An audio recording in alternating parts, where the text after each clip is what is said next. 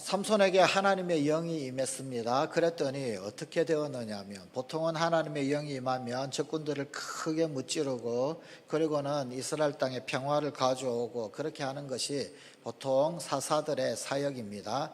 그런데 이 삼손은 하나님의 영이 크게 임하였더니 그 다음에 했던 일이 뭐였느냐 하면, 원수인 블레셋에게로 가서 블레셋 여인을 아내로 맞이하겠다 라고 하는 것이 이 삼손의 행적이었습니다. 참 엉뚱하죠. 그죠? 하나님의 영이 임했으면 멋진 일을 해야지, 이 원수의 땅에 이방 여인에게 가서는 결혼을 하겠다. 참 이런 터무니없는 그런 어떤 계획들. 그런데 이런 계획 이면에 하나님의 계획이 있었다. 그 이면에도 하나님으로부터 어떤 계획이 있고 뜻이 있었다라고 하는 것이 오늘 본문 앞에 있는 사사기 14장에서 나오는 성경의 말씀입니다. 이런 터무니없는 그런 어떤 결혼, 혹 어쩌면 삼손에게 있어서 전략 결혼이 될지도 모르는 이 사건 통하여서 그 원수의 땅인 블레셋, 그 블레셋을 칠 틈을 얻고자, 이 모든 일련의 사건 가운데 블레셋을 칠 틈을 얻고자 하는 것이 하나님 세우신 경륜이었다, 계획이었다라고 성경은 그렇게 기록을 하고 있습니다. 자, 삼손은 블레셋 땅으로 내려가는 그 길목 가운데서 덤비는 젊은 사자를 맨손으로 찢어 죽입니다. 그런데 이 젊은 사자를 죽일 때 역시 하나님의 영이 임했다. 그런데 강하게 임했다라고 사사기 14장은 기록을 하고 있습니다. 자, 하나님의 영이 강하게 삼손을 도와주었기에 맨손으로 사자도 찢어 죽이더라. 이것이 바로 성경의 해석입니다. 자, 그런데 이 경험은 삼손에게 있어서 정말로 소중한 것이었습니다. 왜냐하면 이 삼손은 혈혈단신인 그런 사사였기 때문입니다. 다른 사사들은 사사들을 도울 수 있는 군사들이 있었습니다. 기도원도 있었고요, 또 입다도 있었고요, 온니엘, 에훗, 드보라 전부 다 그를 돕는 사람들, 군사들이 있었습니다. 그런데 이 삼손만큼은 혈혈단신인 그런 사사였습니다. 그러니 얼마나 두려웠겠습니까? 그런데 사자와 1대1로 맞닥뜨려서 하나님의 영이 강력하게 임해서 그 사자를 그냥 찢어 죽이는 이 경험은 엄청난 하나님의 응원이요, 하나님의 위로가 되었던 겁니다. 야, 내가 사자도 찢어 죽이는데, 야, 어쩌면 저 블레셋 사람들도 상대할 수 있겠다. 힘을 얻고 용기를 얻고 그렇게 되었던 겁니다. 이 삼손이 앞으로 블레셋을 칠 때마다 삼손 혼자 싸우도록 내버려 두지 않겠다, 하나님의 영이 함께 하시겠다라고 하는 신호였었습니다. 약속이었습니다. 드디어 삼손은 결혼잔치를 베풉니다. 그리고 수수께끼 게임을 통하여서 내가 여차하면 이 블레셋 사람들 30명, 저 30명의 옷을 홀딱 벗겨 먹으리라, 이러고는 수수께끼 게임을 합니다. 그런데 삼손의 계획대로 되지를 않습니다. 삼손의 뜻대로 되지 않습니다. 그 위험한 도박은 오히려 블레셋 사람들의 수에 걸려들고 맙니다. 결국 삼손은 억울하고 원통하게 이 30명의 블레셋 사람들, 그들에게 이제 배상을 해 주어야 할 그러한 책임이 있게 되었습니다.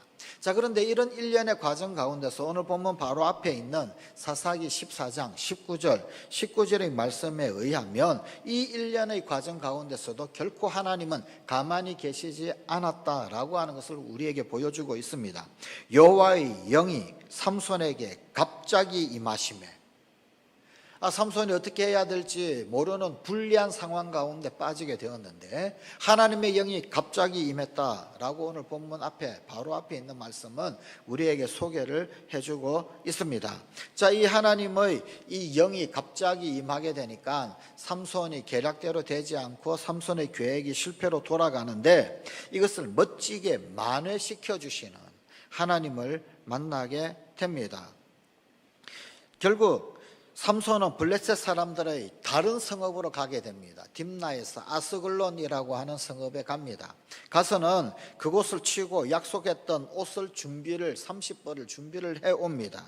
그리고는 첫날을 보내지 않은 채 심히 노한 채로 집으로 돌아와 버립니다.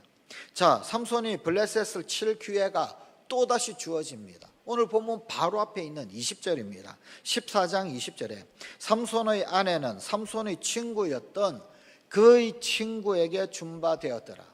이 잔치에 참석했던 친구 같지 않은 블레셋 친구, 아마 그 중에 한 사람에게 이 삼손의 장인이 삼손에게 준바되었던 삼손의 아내가 되어야 할 그 사람을 그 잔치 자리에 참석했던 다른 블레셋 사람 친구에게 그 딸을 줘버렸던 것 같습니다.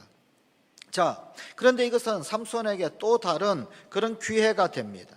이 사건이 빌미가 되어서 삼손은 합법적으로 다시 한번 이 딥나를 도륙할 명분을 얻게 됩니다. 자, 딥나를 치려고 하던 그 삼손의 계획, 수수께끼를 통하여서 블레셋 사람들을 아주 그냥 골탕을 먹이겠다, 그런 삼손의 인간적 계획은 잘 실행이 되지 못했습니다.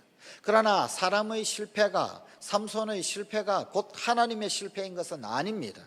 하나님은 오히려 아스글론도 딥나도 함께 치게 되는 그런 어떤 이 명분을 주시고, 또 그렇게 하나님의 영이 갑자기 임함으로 그런 어떤 힘을 얻게 하시고 그렇게 삼손을 이끌어 가십니다. 삼손, 어쩌면 그는 위장 결혼식을 해서 블레셋 사람들을 골탕을 먹이려고 했는지 모릅니다. 그런데 그 뜻대로 잘 되지 않았습니다. 그 계획대로 잘 되지 않았습니다. 어쩌면 실패한 것처럼 보입니다. 하지만 블레셋을 공격하기로 이미 정하신 하나님의 계획은 결코 실패하지 않습니다. 사실 오늘 본문 앞에 있는 14장 4절의 말씀에 의하게 되면 삼손이 틈을 타서 블레셋 사람을 치기 위해, 사실 삼손은 이 블레셋 사람들 사이에 어떤 틈을 보고 있는 그런 상황이었었습니다. 그런데 생각만큼 그 틈이 쉽게 보이지 않습니다. 자, 그렇다라고 해서 하나님이 실패하시냐? 그렇지 않더라는 거예요. 삼손은 잔치에 참여했던 블레셋 청년들에게 오히려 보기 좋게 당했습니다만, 그렇게 삼손은 실패했지만 블레셋 장인의 실수가, 더 큰 실수가 일어나는 겁니다. 이 장인의 실수가 다시 한번 삼손에게는 어떤 국면 전환을 가져오게 됩니다. 그래서 정말로 블레셋을 칠 틈을 진짜로 제공을 해주는 사건이 일어나게 됩니다. 그게 오늘 본문의 말씀, 이 15장의 이야기입니다. 삼손이 장인의 실수, 그 장인의 실수를 빌미로 어떻게 원수의 땅으로 쳐들어가는가, 그 내용은 이제 15장에서 다시금 고스란히 우리에게 하나하나 조목조목 일러주시며, 실패하지 않는 하나님, 실수하지 않으시는 하나님, 사람의 실패에도 일을 이루어 가시고 역사를 이루어 가시는 하나님의 거룩한 드라마를 우리에게 계속해서 보여주고 있습니다. 자, 때는 오늘 본문 1절에 보니까 들판에 밀이 무르익어 갈 때 그때쯤이다 라고 소개를 해주고 있습니다. 자, 이때 삼손은 또 염소 새끼 한 마리 잘 준비해서 장인의 집에 아내를 만나러 찾아갑니다. 그리고는 장인에게 내가 첫날 밤을 보내러 왔습니다. 그때 그만 첫날 밤을 제대로 치르지 않고 분을 내고 그리고는 그냥 돌아갔는데, 이제 다시금 제대로 첫날 밤을 치르러 왔습니다. 그리고는 찾아오고 있는 그런 장면입니다. 자, 오늘 본문 1절에 밀 거둘 때, 사실 이 밀 거둘 때에는 참 여러 생각을 하게 만드는 그런 때입니다. 농사가 잘 되었습니다. 아마도 밀이 뉘엿뉘엿 많이 열린 것 같습니다. 저 밀들을 다 거두면 얼마나 풍성한 곡식이 생기겠습니까? 그러나 이 밀들은 다 그림의 떡입니다. 밀은 풍성하게 깔려 있지만, 그러나 이스라엘 사람들은 그 밀을 거두거나 먹을 수가 없습니다. 그것은 전부 다 블레셋 사람들이 다 가져갈 것입니다. 그러니 보기는 참 좋은데, 그런데 자꾸만 그 가득한 밀들을 보고 있노라면 억울하고 원통하고 분통스럽고 한숨만 나올 따름입니다. 이렇게 좋은 것들이 많이 추석거리가 있는데 정작 우리에게 돌아오지 못하는구나, 그런 때였었습니다. 또 다른 한편 일밀 거둔다라고 하는 것, 이것은 이 황금벌판이 어쩌면은 그 어떤 큰 사건이 뻥 하고 터지겠다라고 하는 그런 어떤 복선을 암시하기도 하는 듯한 그런 그림입니다. 자, 염소 새끼를 가지고 장인의 집에 찾아갔다. 이 염소 새끼 선물은 그 당시 팔레스타인에서 굉장히 넉넉한 선물이었습니다. 결코 이 빈약한 선물이 아니었습니다. 큰 선물이었습니다. 장인에게 가서 그때의 어떤 그 분노, 그것들을 전부 다 깔아앉히고, 그리고는 다시금 잘 지내보겠다라고 하는 그런 어떤 선물이었는지도 모릅니다. 하여간 넉넉한 선물을 가지고 쫓아갑니다. 삼손이 수수께끼 게임에서 실패하고 돌아간 그 다음에 그냥 성질내고 그리고 그만 돌아간 것, 이것을 장인은 일종의 어떤 파혼으로 그렇게 해석을 했을 것입니다. 그래서 그 딸을 결혼잔치에 참석했던 또 다른 블레셋 사람에게 그냥 시집을 보내버렸습니다. 그런데 갑자기 이 삼손이 첫날 밤을 치르겠다라고 하면서 다시금 염소 새끼 한 마리 메고 오니까 이 얼마나 황당하겠습니까? 상황이 다급해졌습니다. 삼손의 장인은 다시금 삼손을 유혹을 하고는 타협안을 내놓습니다. 야, 지난번에 너 결혼식 하려고 했던 그 언니보다 동생이 훨씬 더 예쁘잖아. 그 언니 말고 동생이랑 다시 결혼해. 내가 그 동생을 줄게. 옛날 고대 그 당시에 팔레스타인에서는 딸은 마치 물건처럼 취급할 수 있었습니다. 그래서 물건처럼 이 사람에게 주거나 혹은 저 사람에게 주거나 아버지가 그렇게 정할 수가 있었습니다. 그래서 동생을 다시금 삼손에게 주겠다라고 그렇게 제안을 합니다. 만약 이때 삼손이 이 장인의 계획에 그대로 넘어갔다라고 한다면 삼손은 절호의 기회를 날려버리게 될 겁니다. 그야말로 밀 거둘 때 밀이 뉘엿 익어 있는데, 그런데 그림에 떡인 마냥 내한테 하나도 돌아올 수 없는, 정말 밀이 그냥 추수할 것들이 가득한데 그것이 오히려 이스라엘 사람들에게는 슬프게 다가오는 것하고 똑같아지게 될 것입니다. 그런데 삼손이 장인의 이 계획에 넘어가지를 않았습니다. 유혹에 넘어가지를 않았습니다. 밀 거둘 때 정말로 밀을 확 거두었어. 그 밀이 블레셋의 것이 되는 것이 아니라 삼손의 것이 되도록 그가 자신을 지켰습니다. 이제는 블레셋 장인에게 넘어가지를, 유혹당하지를 않았습니다. 하나님의 놀라운 뜻을 어쩌면 알아차렸을까요? 이 삼손이 이렇게 말합니다. 본문 3절입니다. 삼손이 그들에게 이르되 이번은 내가 블레셋 사람들을 해할지라도 그들에게 대하여 내게 허물이 없을 것이니라. 블레셋을 아주 합법적으로 칠 수 있게 되었다라는 겁니다. 기회를 얻게 되었다라는 것입니다. 이번은이라고 하는 이 말에 강조점이 있습니다. 지난번에는 실패했지만, 지난번에는 뜻대로 잘 되지 않았지만, 그러나 이번에는 하나님께서 주신 기회다, 이것 결코 놓치지 않겠다, 쾌재를 부르는 것입니다. 이 삼손의 장인이 이런 실수를 하지 않았다라고 한다면 이 이스라엘은 블레셋 속국으로 점점 더 깊은 수렁에 빠져들고 말았을는지도 모릅니다. 다시는 회복할 수 없는 그런 지경에까지도 빠지게 되었을는지도 모릅니다. 장인이 정상적인 결혼 관계를 깨뜨리고 블레셋 청년에게 삼손의 아내를 빼앗아 갔기 때문에 보복을 한다 할지라도 아무 할 말이 없는 그런 상황으로 전개가 되고 있습니다. 삼손의 실패를 하나님께서 얼마나 멋지게 만회해 가고 계신가 하는 것을 보십시오. 여러분, 우리는 플랜 B 이런 말 쓰지요. 그죠? 제1안이 되면 좋습니다. 플랜 A가 그대로 잘 적중해서 되면 참 좋습니다. 그런데 때로는 플랜 B가 플랜 A보다 더 완벽한 경우가 있습니다. 플랜 A가 문제가 될 때는 언제인가요?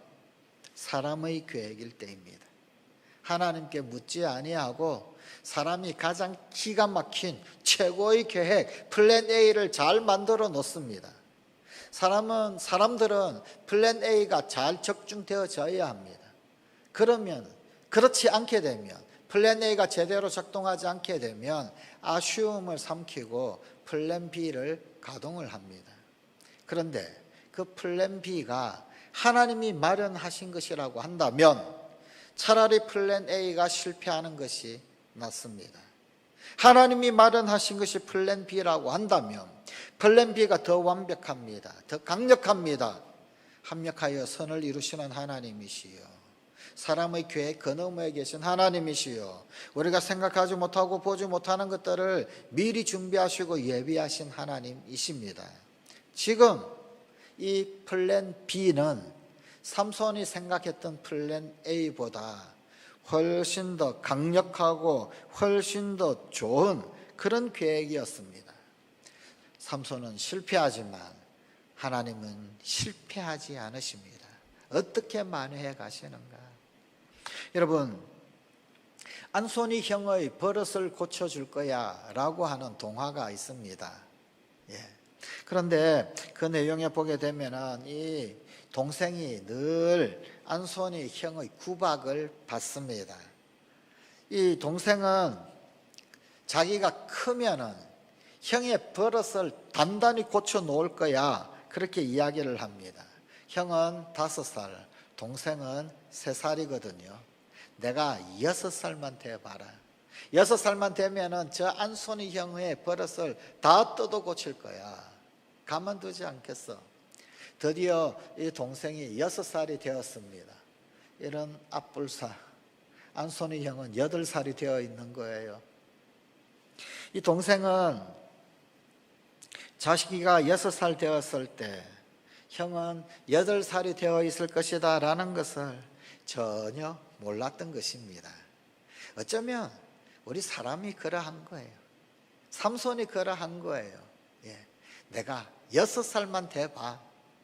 꼭 그 수준이 어쩌면 우리의 수준일런지도 모릅니다. 우리의 실수를 통하여서 더 멋진 승리를 준비하신 하나님을 사실 우리는 신앙생활을 하면서 얼마나 자주 경험하게 됩니까? 야, 이제는 끝이다, 끝났네. 그런데 이쪽 문이 닫혔는데 하나님은 다른 문을 열어주시더라는 거예요. 끝이 아니구나. 어쩌면 하나님의 경륜은 여기에 있었구나. 하나님은 당신의 이러한 성품을 오늘 우리에게 주신 말씀 가운데서 고스란히 드러내 보여주고 계십니다. 자, 어떻게 타격을 입힐까? 어떻게 장인을 또 블레셋 사람들을 혼을 내줄까? 고민을 하면서 들판을 딱 보니까 밀이 무르익어 있는 거예요. 자, 그렇다. 저 밀밭에 불을 지러 버리자. 어차피 저 밀, 우리 이스라엘 사람들은 먹지도 못하는 거, 블레셋 사람들도 먹지 못하도록 불을 질러버리자. 자, 그런데 자기 자신을 도와줄 동력자가 하나도 없습니다. 기드온에게는 300용사가 있었는데 삼손에게는 아무도 없었습니다. 그런데 아무도 없는 그 빈들에 눈에 띄는 동물이 있어요. 보니까 여우가 보이는 거예요. 자, 우리 본문 말씀에 한글에는 여우라고 되어져 있습니다. 그런데 영어 성경에 보게 되면 자카레라고 되어져 있습니다. 원어상에도 마찬가지입니다. 여우라기보다는 승냥이가 맞습니다. 여우는 단독 생활을 하는 그런 동물이지요. 혼자 그렇게 따로따로 다니는 여우들을 300마리나 다 붙들려고 한다면 참 어려웠을 겁니다. 그런데 자칼은, 승냥이는 집단 생활을 하는 동물이거든요. 우두머리 하나 잡으면 나머지는 쉽게 다 잡을 수가 있거든요. 자칼이었을 것입니다. 승냥이였을 것입니다. 자, 하여간 이 300마리 잡았습니다. 마치 기드온의 300용사처럼 삼손에게는 300마리의 여우가 있었습니다. 아마도 기드온에게 300특공대, 삼손은 그런 특공대는 없습니다. 그런데 아무도 없는 상황 가운데서 이 300마리 여우는 이 삼손에게는 어쩌면 특공대 역할을 하는 그런 상황인지도 모르겠습니다. 아무것도 없다라고 해서 하나님의 일이 이루어지지 않는다. 절대 그렇지 않습니다. 여러분, 더 이상 사람이 없어요. 도와줄 사람도 없고 하나님의 일에 헌신할 사람도 없고, 그러면은 하나님의 일은 좌초되고 끝날 것 같습니까? 그렇지 않습니다. 하나님은 자칼도 이용하십니다. 여우도 이용하십니다. 사람이 없으면 승냥이도 이용하신단 말입니다. 우리 주님 예수님께서 그런 말씀을 하셨습니다. 제사장 그리고 또한 바리새인들이 호산나 다윗의 자손이여 라고 그렇게 떠드는 아이들, 어쩌면 제자들이었을 것입니다. 예수님을 따르는 자들이 찬송할 때 조용히 시켜라고, 떠들지 못하게 하라고, 노래 부르지 못하게 하라고 예수님께 그렇게 요구를 했습니다. 예수님이 뭐라고 말씀하셨습니까? 너희가 잠잠하면 저 돌들이 일어나 소리칠 것이다. 그게 하나님의 원리입니다. 우리가 하나님을 찬양하지 않고, 우리가 하나님을 자랑하지 않고, 우리가 더 이상 하나님의 어떤 일을, 사역을 감당할 사람 아무도 없습니다. 포기하고 손 놓아 버릴 때 하나님 가만히 계시지 않습니다. 더 이상 찬양할 사람이 없으면 하나님은 돌을 사용하셔서 하나님 찬양하게 합니다.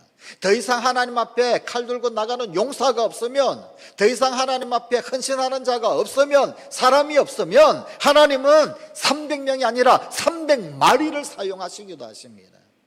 사람이 없으면 자칼을 쓰십니다. 동물을 쓰십니다. 승냥이를 쓰십니다. 이건 비극입니다. 우리는 이 삼손의 이야기를 이미 알고 있습니다. 얼마나 어처구니 없는 이스라엘 사람들이었는지, 얼마나 어처구니 없는 유다 사람들이었는지 삼손의 이야기를 이미 알고 있습니다. 정말 사람들이 없었습니까? 사람들 많았습니다. 블레셋 사람들이 삼손 잡으려고, 삼손 때려 잡으려고, 그래서 유다 사람들을 협박을 하지요. 그래서 유다 사람들이 삼손을 포박을 해서, 그래서 블레셋 사람들에게 이 삼손을 넘겨주고 그러지 않습니까?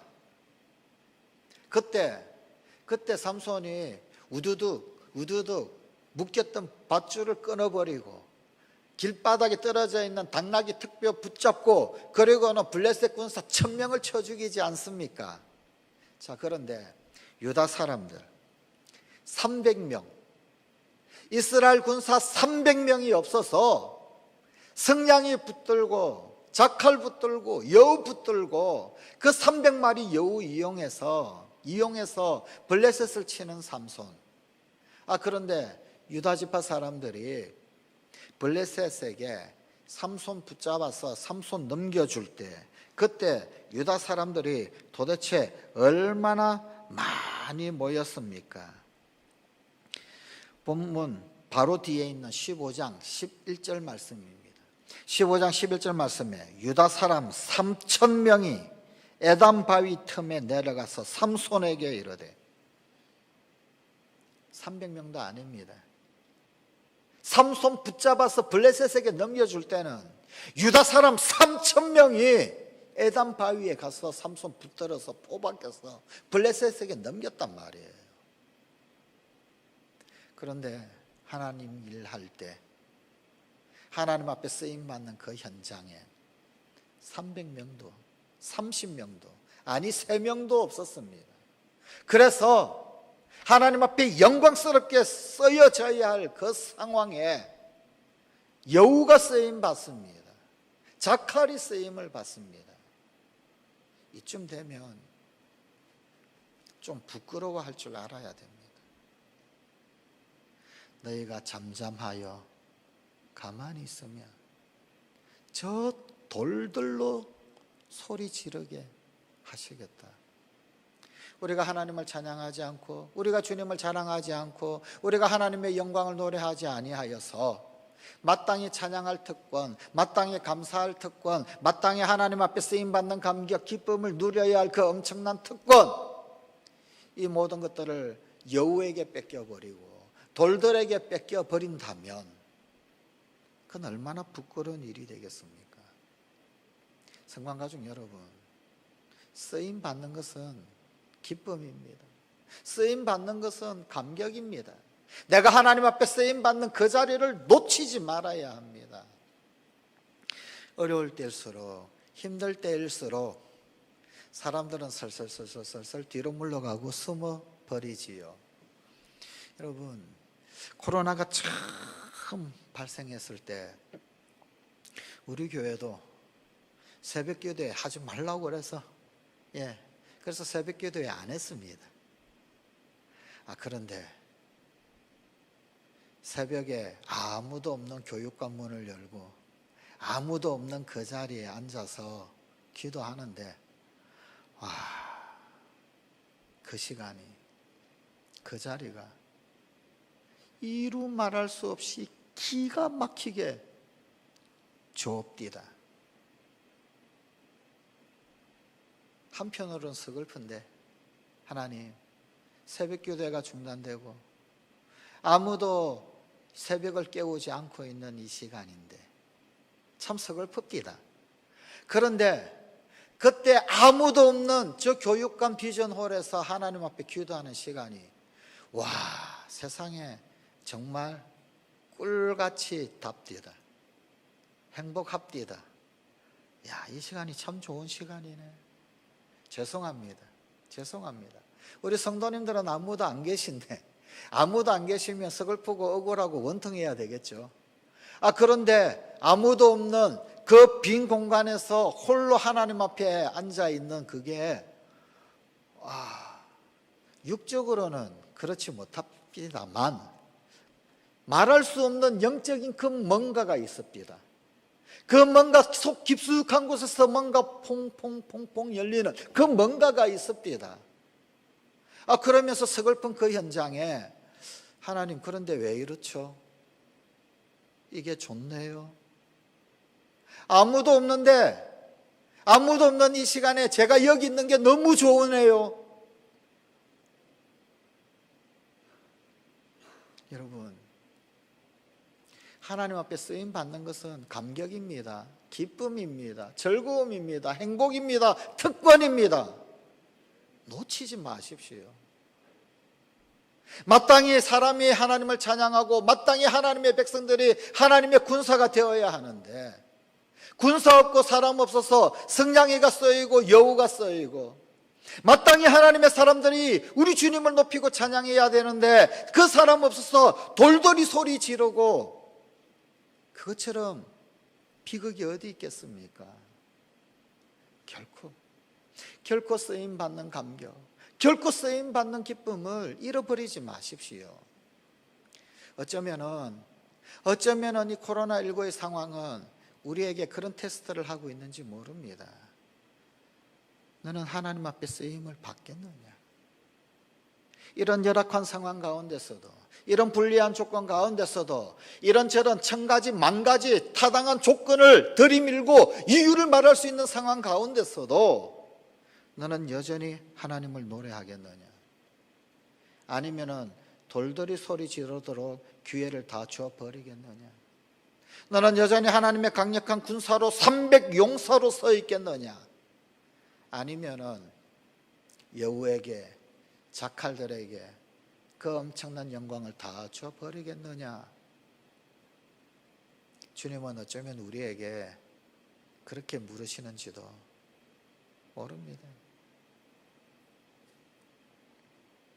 작년 2월 달에 깨달았던 것이 있습니다. 그 새벽에 또다시 이런 기회가 있으면 아무도 안 올 때 내가 와야 되겠다.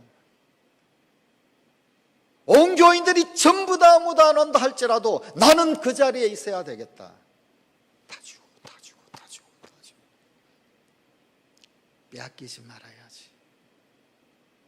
이 자리, 이 기회 빼앗기지 말아야지. 너무 좁디다.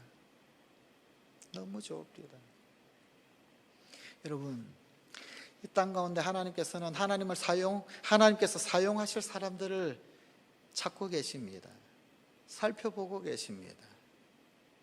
누구를 쓸까? 누구를 사용할까? 그러면 주님 앞에 쓰임 받겠습니다. 나를 사용하여 주십시오. 그런 거룩한 영적 욕심은 있어야 하지 않겠습니까? 하나님, 이 마지막 때에 하나님께서 어느 나라 어느 민족을 쓰시겠습니까? 만약 하나님께서 어느 한 민족을 쓰시겠다면 이 나라의 백성이 이 민족을 사용하여 주시옵소서. 하나님께서 우리나라, 우리 민족, 이 땅의 교회들을 사용하시기로 작정하셨다면 하나님 춘천 땅을 사용하여 주시옵소서. 하나님께서 춘천 땅을 사용하시기로 작정하셨다면 우리 춘천 성광교회를 사용하여 주시옵소서. 하나님 앞에 쓰임받는 감격, 쓰임받는 기쁨 부디 놓치지 마십시오. 제발 돌들이 소리지도록 그렇게 만들지 마십시오. 부디 여우가 쓰임받도록 그렇게 기회를 뻥 걷어 차버리지 마십시다. 결국 기도원의 300용사처럼 여우 300마리가 특공대로 사용되어집니다. 블레셋 사람들이 내심 좋아하고 있을 그 밀밭을 다 태워버렸습니다. 다 태워버렸습니다. 얼마나 통쾌한 장면입니까? 사사기의 기록은 성경 안에서나 성경 밖에서 정말 특이한 성냥이가 자칼이 이렇게 특공대로 쓰임받는 기가 막힌 기록으로 그렇게 우리에게 하나님의 놀라우심을 드러내고 있습니다. 그랬더니 블레셋 사람들이 난리가 났습니다. 이 곡창지대에 불이 다 붙었다니 이게 어떻게 된 일이냐. 들어보니까 블레셋의 그 삼손의 장인 때문이고, 그랬더니 속이 부글부글 끓어오르는 거예요. 저 삼손 저거 가만히 내버려 두면 안 되겠는데, 가만 보니까 이제 블레셋 장인이 문제였던 거예요. 결국은 블레셋 장인 그리고 또한 그 딸들까지도 블레셋 사람들이 태워 죽여버립니다. 그랬더니 블레셋 그들의 행위는 삼손에게 또 다른 명분이 됩니다. 또 다른 빌미가 됩니다. 자기들끼리 싸우고 죽이고 자중질환이 일어났는데 이 사건이 삼손에게 또다시 명분이 생겼습니다. 장인을 죽이고 아내를 죽였으니까 이제 또 그 책임을 물을 수 있게 된 거지요. 기회가 또 찾아온 겁니다. 본문 8절입니다. 블레셋 사람들의 정강이와 넓적다리를 크게 쳐서 죽이고 내려가서 에단 바위 틈에 머물렀더라. 자, 정강이와 넓적다리를 크게 쳐서 죽였다. 무슨 뜻일까요? 사실은 관용어입니다. 그들이 힘을 쓸 수 없게 만들었다라는 겁니다. 정강이, 넓적다리, 거기에서 힘이 나옵니다. 그런데 그것들을 쳐버렸다. 블레셋 사람들이 전혀 힘을 쓸 수 없도록 그렇게 만들어 버렸다. 불타는 딥나의 평원, 불타는 삼손의 처가, 피로 얼룩진 블레셋 마을들. 이 모든 상황은 블레셋을 향한 하나님의 심판, 하나님의 분노가 불타오르고 있음을 보여주고 있습니다. 하나님께서 주신 약속의 땅을 빼앗은 그 이방을 향한 하나님의 징계입니다. 사람은 최고의 계획을 세웠다라고 한다 할지라도, 그러나 그것을 실패했을 때, 그러나 하나님은 더 완벽한 플랜 B를 가동시키십니다. 하나님은 실패하지 않으십니다. 하나님은 실수하지 않으십니다. 하나님께서 주신 약속의 땅을 빼앗은 그 이방을 향한 하나님의 징계는 마침내 이루어집니다. 하나님은 아무리 허물 많고 또한 실수 많은 인생이다라고 한다 할지라도 자기 백성을 책임지시는 분이십니다. 우리의 실수도 하나님은 선용하실 수 있는 더 크신 하나님, 더 높으신 하나님, 더 넓으신 하나님이십니다.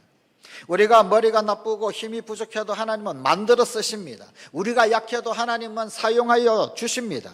하나님은 원수 마귀를 물리치시기 위해서 지금도 우리와 함께 일하시기를 원하시는 분이십니다. 나는 실패합니다. 그러나 하나님은 내 실패를 이용하여서 오히려 만회하십니다. 내가 실패한다 할지라도 하나님의 계획은 실패하지 않습니다. 이스라엘에 쓸만한 인물이 한 명도 없을 그때 하나님은 여우떼를 통해서라도 특공대를 만들어서 블레셋을 치게 하십니다. 이기는 자, 그분은 하나님이십니다. 자기 자녀를 짓밟는 모든 원수를 가만히 두지 않으시는 하나님이십니다. 우리를 구원하기로 작정하신 하나님, 그 하나님의 계획은 절대로 실패하지 않습니다. 힘든 일이 있어도 낙심하지 않습니다. 하나님의 계획은, 나를 향한 하나님의 그 사랑의 계획은 결코 무너지지 않습니다. 이 땅의 나시린들 통해서 이루어 가기로 한 그 멋진 승리의 전략은 결코 실패하지 않습니다. 우리 가운데 선한 일을 시작하신 우리 주님, 우리 주 예수 그리스도의 날까지 그분은 반드시 이루어 가실 것입니다. 기도하십시다. 하나님은 우리 가운데 선한 일을 시작하셨고 우리 주 예수 그리스도의 날까지 반드시 이루어 가실 것인데, 그렇다면 그 놀라운 일에 쓰임받는 감격, 기쁨을 결코 잃어버리지 아니하는 우리 사랑하는 성관가족들이 다 되게 하여 주시옵소서. 누가 우리를 위하여 갈고, 주여 내가 여기 있나이다 나를 보내소서. 그 이사야의 심정은 겪어보지 않은 자는 알 수 없는 비밀일진데, 또한 하나님이 살펴보시는 그 하나님의 거룩한 시선 아래 들어보지 않은 자는 결코 이해할 수 없는 놀라운 은혜요, 비밀이요, 신비일진데, 하나님 그 지극한 비밀을 떠안는 영광을 우리에게 주시옵소서. 우리 사랑하는 성관 가족들이 그 거룩한 은혜의 신비를 알게 하여 주시옵소서. 우리 주 예수님 이름으로 기도드리옵나이다. 아멘.